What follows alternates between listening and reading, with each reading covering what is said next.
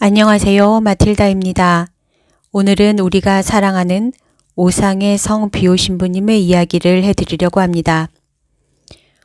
몇 년 전에 죽은 신부님이 한 달 동안 미사 때마다 나타나셨다고 하는데요. 어떤 이야기인지 지금부터 들려드리겠습니다. 오상의 성 비오 신부님이 누구인지 궁금하신 분은 동영상 아래를 참고하세요. 그럼 시작합니다.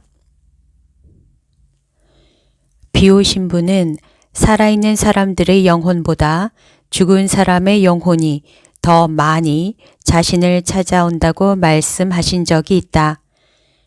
죽은 자들은 말이 없기 때문에 산 이들의 사례만큼 많이 들 수는 없다.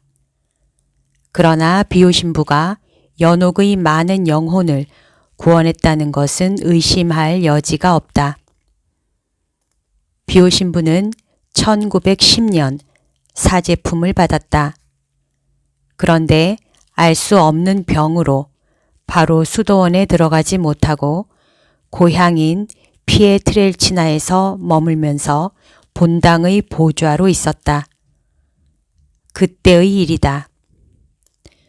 그 본당에는 살바토레 파눌로 신부가 와 있었는데 몇 년 전에 죽은 주임 신부의 후임이었다. 그 본당에는 제의실이 따로 없었기 때문에 비오 신부는 매일 아침 미사를 드리기 위해 언제나 제대 뒤에서 제의를 입었다. 그런데 어느 날 아침 살바토레 신부가 제대 옆에 탁자를 마련하고 비오 신부에게 그곳에서 제의를 입으라고 말해 주었다. 비오 신부는 살바토레 신부의 말대로 탁자에서 제의를 갈아입고 미사를 드렸다. 그리고 나중에 그 이유를 물어보았다.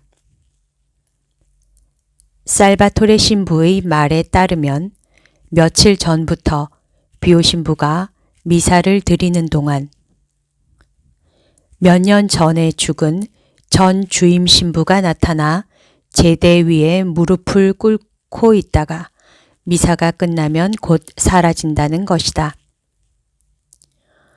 비오 신부도 그 사제가 기도하는 것을 보았지만 뒷모습만 보았기에 누구인지는 몰랐다. 이 현상은 한 달 동안 매일 일어났고 마지막으로 나타났을 때 그 죽은 자는 생시에 했던 것처럼 살바토레 신부에게 이렇게 말했다고 한다. 살바토레 신부, 나는 이제 사라져서 다시는 안 올 것이요. 마지막으로 당신에게 꼭 하고 싶은 말이 있어. 미사가 끝난 뒤에 감사기도 없이 곧바로 성당을 빠져나가는 것이 얼마나 나쁜가를 나는 말하고 싶소. 그 사제 연령은 덕망은 높았지만 사람들을 더 좋아해서 미사만 마치면 총알같이 밖으로 나가는 버릇이 있었다. 그 때문에 연옥에서 보속을 치르고 있었던 것이다.